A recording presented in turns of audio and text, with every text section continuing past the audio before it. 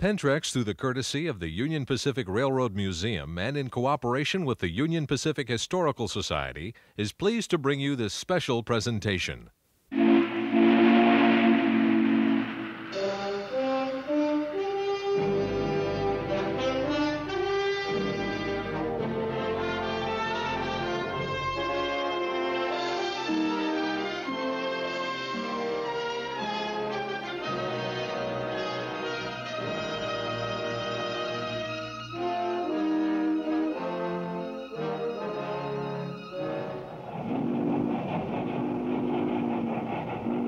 For more than a century, the haunting voice of the iron horse echoed across the land. From the eastern seaboard, over the seemingly endless plains and through the western mountains, steam locomotives fused a sprawling landmass into a solid nation. Theirs was a call to dreamers of every age, wafting them from humdrum schoolroom or office to fancied adventures on the high iron.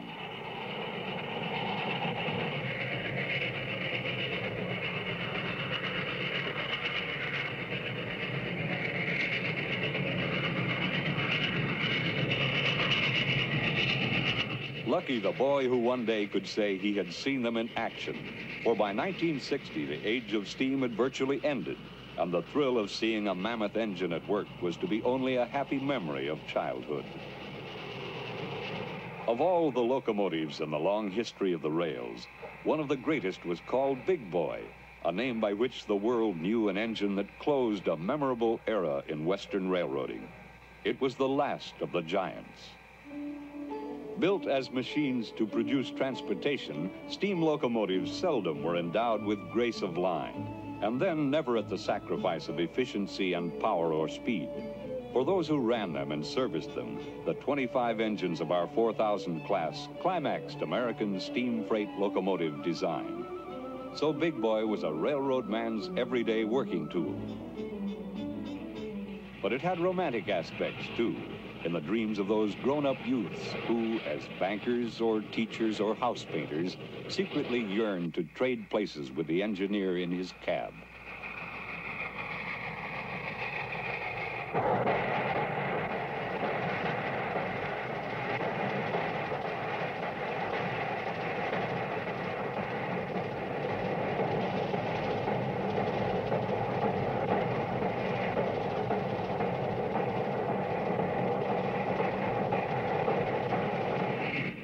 The sight of Big Boy fighting the grades of Wyoming Sherman Hill was, to these aficionados, a picture more treasured than any in the world's galleries. The shattering sounds from its stacks and the moan of its chime whistle more stirring than any concert hall melody.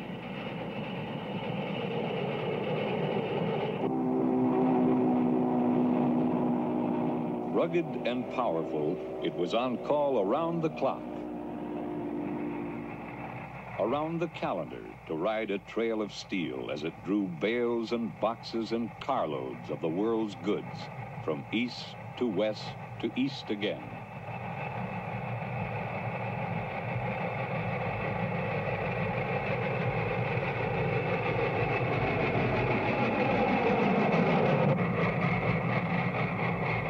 Although its evolution began a century and a quarter before the music of this machine ever rang through Utah's Weber Canyon or drummed across the Rocky Mountain Plateau, Big Boy's true ancestors were more recent. Locomotives like Big Boy were products of grueling schedules versus little engines.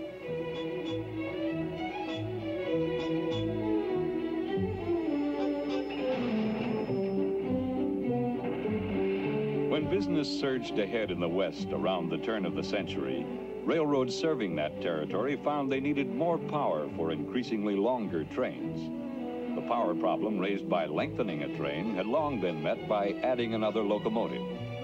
Double heading saved time on urgent freight, but it also meant investment in extra locomotives, expensive machines whose periods of usefulness were subject to the rise and fall of business. Nevertheless, it was a grand sight to see a pair of husky little haulers leaving town to the tune of out-of-beat exhausts.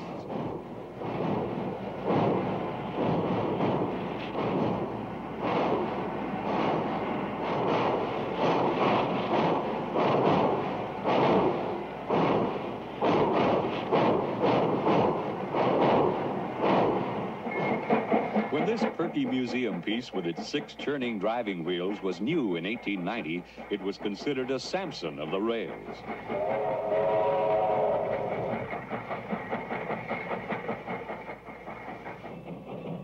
But that was not enough, even then, and soon 6 drivers grew to 8. Then 8 became 10.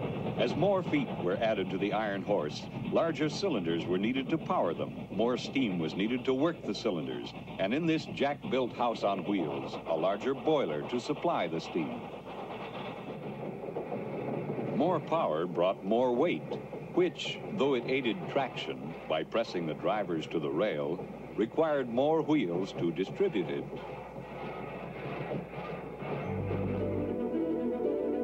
The longer the locomotive grew, the more it became like a centipede with a stiff neck. It had difficulty following tracks that wound with rivers and mountains. Size also was limited by bridges and tunnels designed for the smaller locomotives and cars that had been adequate in the early days.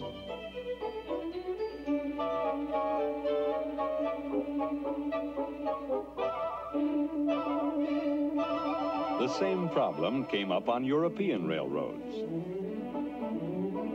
One answer to the power and size spiral was found by a Frenchman, Anatole Mallet.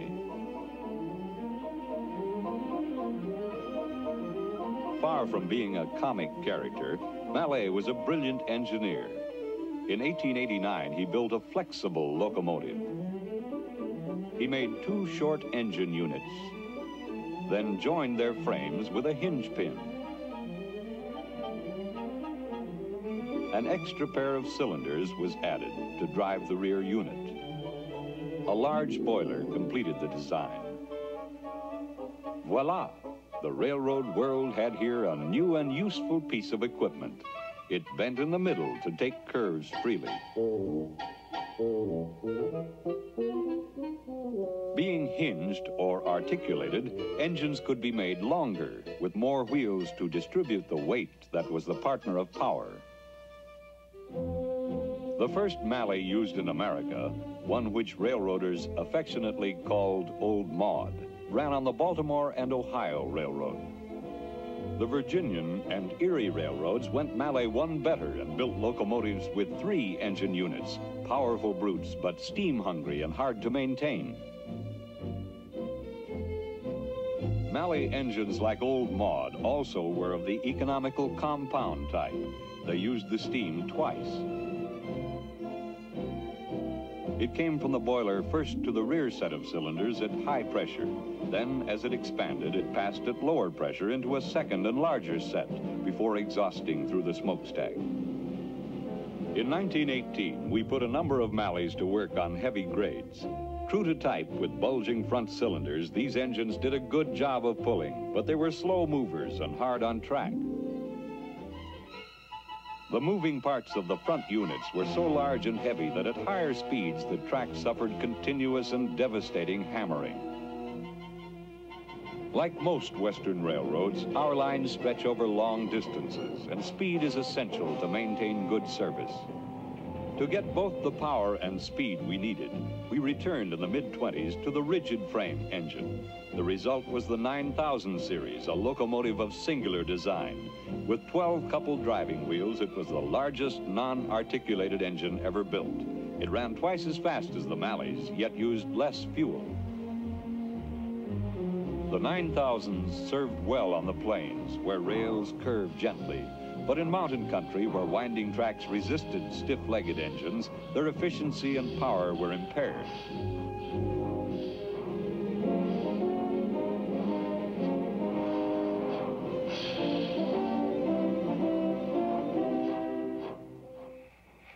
So, as early as 1936, using roller bearings and better steels, we revived the articulated type locomotive. The result was the famous Challenger.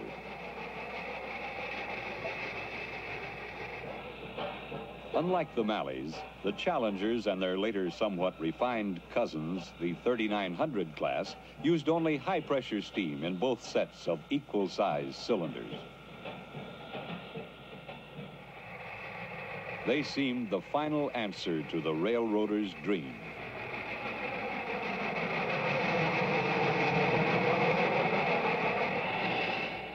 But with the threat of World War II, still more was asked of the railroads. A greater hauling capacity was needed, and even these locomotives were found wanting. Big Boy was born of necessity. Now the stretching of the locomotive had reached its maximum. Where the Challengers and 3900s had 2 sets of 6 drivers, Big Boy had 2 groups of 8. Like its forerunners, it had 4-wheel trucks under the front cylinders to lead it through the curves, and under the cab to support the huge firebox. Whether it was booming along at 80 or drifting easy, Big Boy radiated majesty. Massive and compact, a solid workhorse, yet limber as a trotter, magnificence was paired with performance. The 4000s were the largest and heaviest of their type ever built, 132 feet long, 1.25 million pounds in weight. Every inch of Big Boy had the look of irresistible force. Enough, in fact, to pull a loaded 5.5-mile-long train on level track.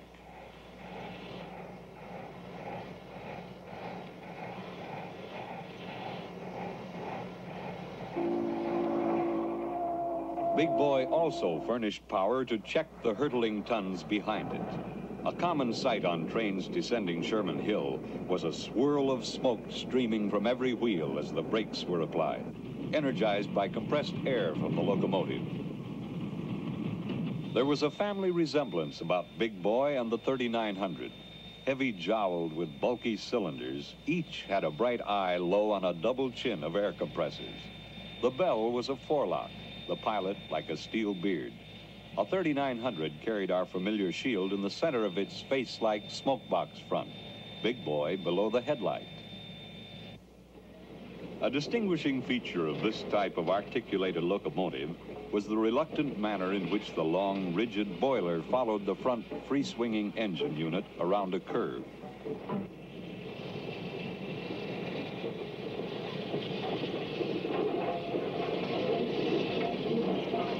Mallet's first little double-jointed locomotive had come a long way. In fact, all locomotives had long before disproved early 19th century scoffers who had said smooth driving wheels on smooth rails would spin futilely. They hadn't considered adhesion supplied by the engine's weight. Although nearly 3/4 of Big Boy's tonnage was on its 68-inch drivers, tractive power sometimes overcame even this force.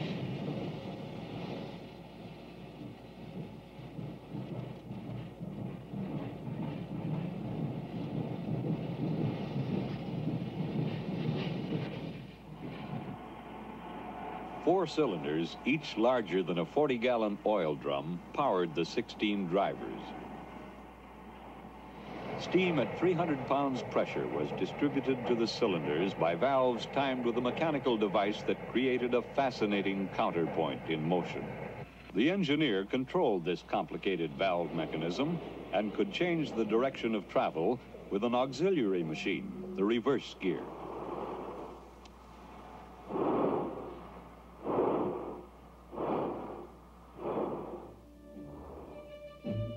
Life in Big Boy began in the firebox, a high-efficiency furnace so large that a human fireman could hardly shovel enough coal into it to make steam for the whistle. A mechanical stoker clawed fuel from the tender, passed it by an Archimedes screw to the firebox, then sewed it across the fire. Within the steel boiler, water circulated around more than a mile of tubes and flues that carried a red-hot hurricane to generate and superheat the steam. With Big Boy's size, 2 stacks were needed. Hoods to deflect the smoke and permit a clear view from the cab often were used by the engineer. Most of a steam locomotive's life was spent in or near its own special den, the roundhouse. Though sturdy and reliable, even Big Boy often needed attention and service. Better than most engines, its availability for pulling trains still was relatively low. The roundhouse rights began at the end of the run when the fire was dumped and the grates cleaned and cooled. A never-ending job was that of removing ashes cleared from Big Boy's garage-sized firebox. Good maintenance required frequent washing to flush away the grit and grease that always gathered on a steam engine. The locomotive first was pushed through a shower, then finished by hand.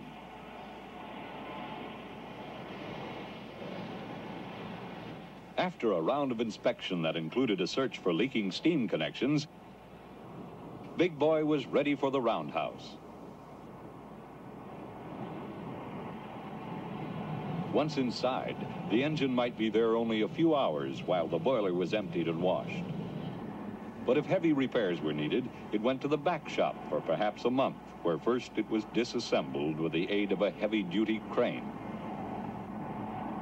One task was fitting Big Boy with new shoes, steel tires for its drivers, a periodic precision job for back shop machinists with special skills and tools.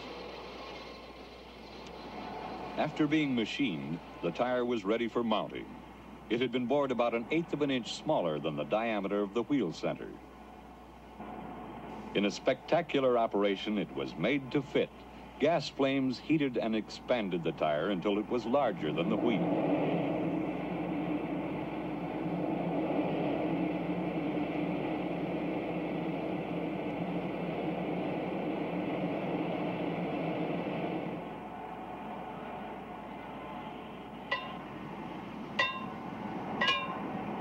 After the tire was driven into place, and before it cooled and shrank to grip the wheel securely, it was gauged for correct position. In another part of the shop, the pipe fitters would be busy with Big Boy's boiler. Tubes and flues, as well as another mile of piping that made up the superheater, often had to be repaired or replaced.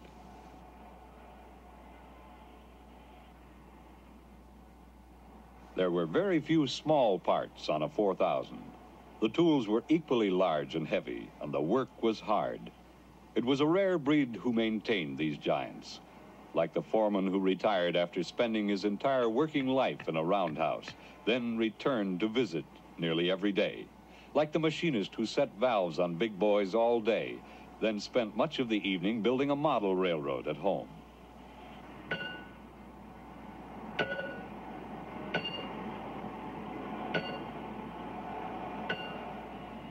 To ready a locomotive for the road, once the fire had been rekindled and the boiler was full of steam, all that remained to be done was to add fuel and water.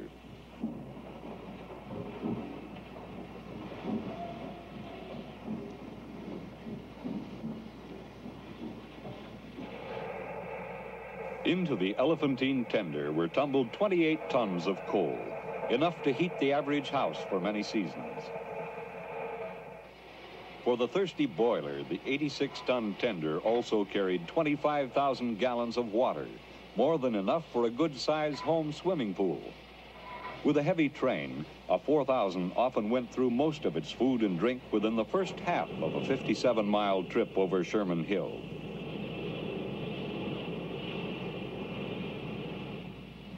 It took many people many hours to return Big Boy to the job of moving freight over the main line. Standing docile as the running orders were read, only the quick-breathing fire, the droning generator, and the clanking, wheezing air pumps bespoke its latent power.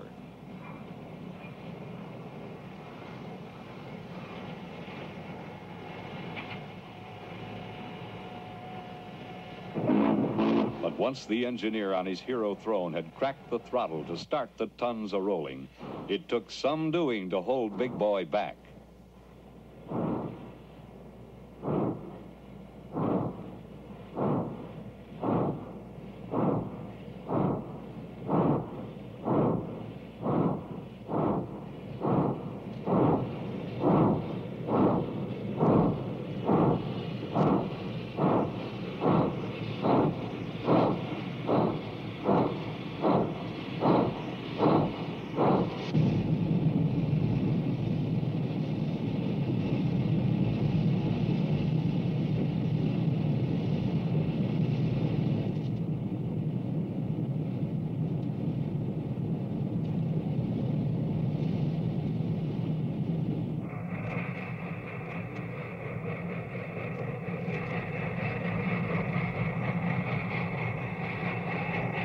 Big Boy was a king of the rails who came to life in a fusion of steam and steel.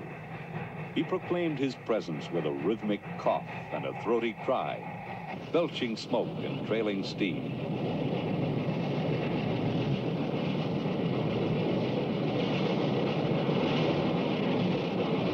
He pounded through his domain with a flashing and spinning of rods and wheels. His was an awesome majesty, but he was the last of his line to be toppled by new monarchs of the track.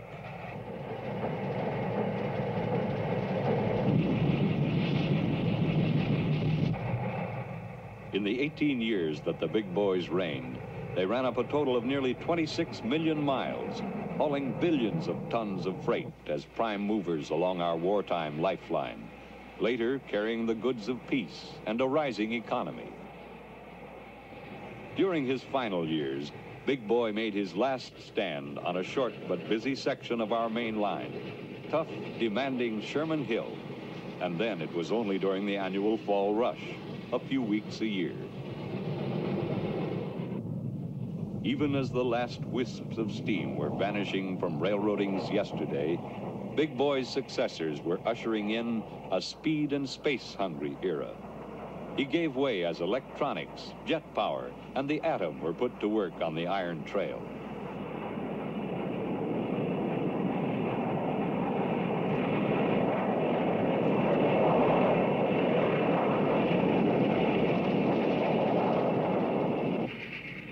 So Big Boy marked the end of big steam railroading in the West. He was not abandoned because he failed at what he was designed to do, but because a more efficient breed of iron horse appeared in the evolution of railroad locomotives. The vital link between East and West that was forged with steam engines is made even stronger today with modern motive power. The day has no end for the railroad. But whatever locomotive progress shall put at the head of tomorrow's train, the rumble and roar of Big Boy will seem still to echo from the high country of southern Wyoming.